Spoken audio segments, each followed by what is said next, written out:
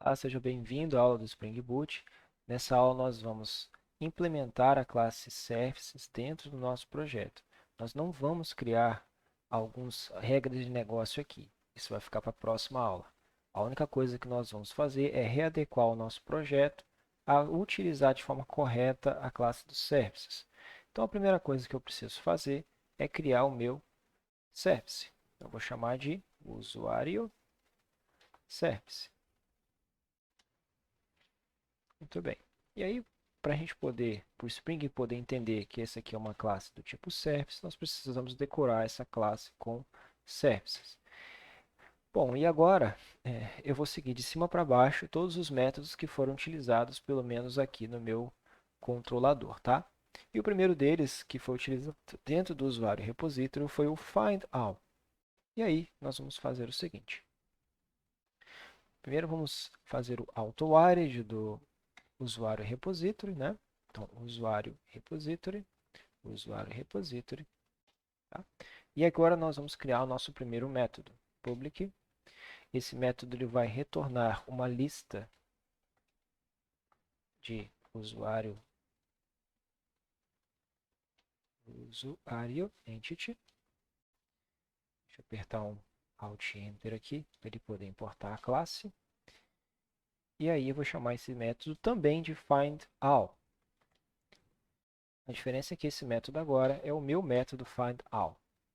E agora eu vou simplesmente dar um return e usar o usuário repository para dar um findAll. Eu sei que no primeiro momento fica um pouco estranho você pensar que, poxa, eu estou criando então uma classe, que essa classe ela vai utilizar um repositório e ele vai fazer a mesma coisa que esse repositório está fazendo? Bom, a princípio sim, porém, em outro momento, nós podemos fazer outras coisas aqui também, tá?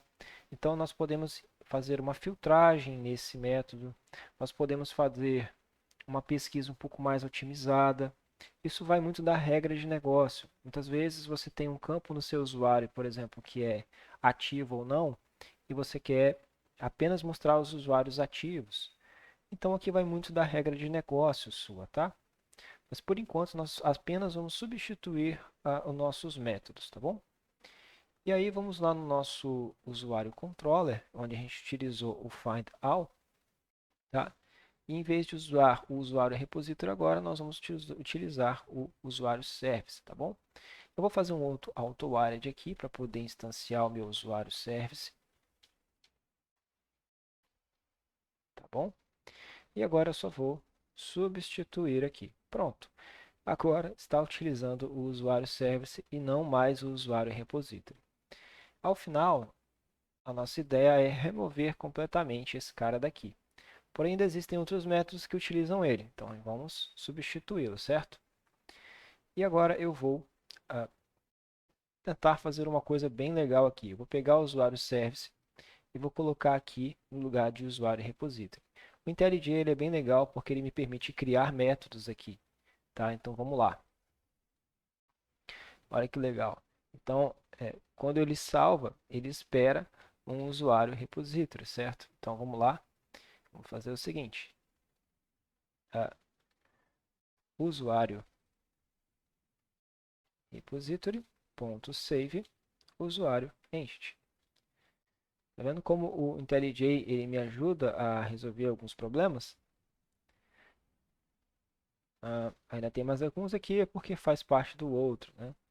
E agora nós vamos pegar o usuário service e também criar esse método lá. Então, repare que eu estou utilizando esta formatação aqui, ó. Find by usuário by ID, então ele está esperando que eu retorne um usuário, certo? Então, vamos lá. Então, usuário entity, usuário, é igual a usuário repository.find usuário by ID, ID. E aqui eu vou retornar um usuário. Ele está falando de algum problema. Pequenos casos que ainda não foram tratados, né? Bom, qual é o próximo caso? Nós temos aqui um delete também, então vamos substituir.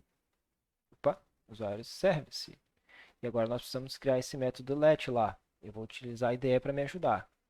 Então a ideia já criou o método delete para mim. O que eu vou fazer apenas é fazer usuário repository.delete, usuário entity, tá? Pronto, o método delete já está funcionando. E aí vamos colocar de novo aqui o nosso usuário service. Ele já está certinho, porque a gente utilizou esse método de novo, tá vendo? E, por fim, o nosso método save. Bom, com isso é concluído, né? Nós conseguimos utilizar aqui o nosso usuário service, né? Parece que é um pouco mais código, mas não fique tranquilo. Aqui ele só apenas dá uma dica para mim para fazer isso inline, tá? Então, olha, ele vai fazer isso aqui inline, olha, na mesma linha do return. E agora basta testar o nosso código. Então vamos lá. Tem que funcionar do mesmo jeito, né, pessoal? Olha lá. Bom, primeiro vamos adicionar um usuário, vamos chamar ele de Marcos.